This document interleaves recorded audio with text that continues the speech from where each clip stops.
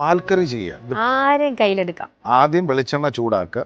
വെളിച്ചെണ്ണ ചൂടാക്കിയതിന് ശേഷം നല്ല ചെറിയ ഉള്ളി ഒന്നെങ്കിൽ ചതക്കുക, 100 ഗ്രാമോളം ചതക്കി കിരിന്ന് അരിഞ്ഞിട്ട് അത് സോട്ട് ചെയ്യുക. അതിനുശേഷം പച്ചമുളക് കീറിയിടുക, കരിവേപ്പില ഇടുക. നമുക്കിതിനകത്ത് ബേസിക്കലി വെളുത്തുള്ളി ഇല്ല, ഇഞ്ചി ചതച്ചിടുക. ചതച്ച് നന്നായിട്ട് സോട്ട് ചെയ്യുക. സോട്ട് ചെയ്തതിന് ശേഷം ചെയ്യേണ്ടത് ഒരു തക്കാളി, നല്ല പഴുത്ത തക്കാളി അരിഞ്ഞിടുക, സോട്ട് ചെയ്യുക. നല്ല റോസ്റ്റ് ഇടാം. വെളിച്ചെണ്ണ തെളിഞ്ഞ് തന്നെ നിൽക്കും. നിങ്ങൾ ഇതിന് ആവശ്യം കഴിക്കുന്നുണ്ട്. ഇത് ഒരു ചട്ടി കറി തിന്നുന്നില്ലല്ലോ, കുറേ എണ്ണ വേണമെങ്കിൽ തിന്നാൽ മതി. പിന്നെ സോട്ട് ചെയ്തതിന് ശേഷം ഇതിനകത്ത് പുളി വെള്ളം ഒഴിക്കുക. പുളി നല്ല പിഴിഞ്ഞ് അതിൻ്റെ വെള്ളം ഒഴിക്കുക. ഇത് തിളച്ച് വരുന്ന സമയത്ത് നല്ല പച്ചമീൻ, കുറച്ച് വെള്ളവും ചേർന്ന് പച്ചമീൻ കട്ട് ചെയ്തിടുക. ഈ പുളിക്കകത്ത് ഇത് തിളച്ച് നല്ല 1-ാം പാലും 2-ാം പാലും വെച്ചേക്കുക. ഒന്ന് തിളച്ച് നമ്മൾ ഈ ഫസ്റ്റ് 2-ാം പാൽ ഒഴിക്കുക.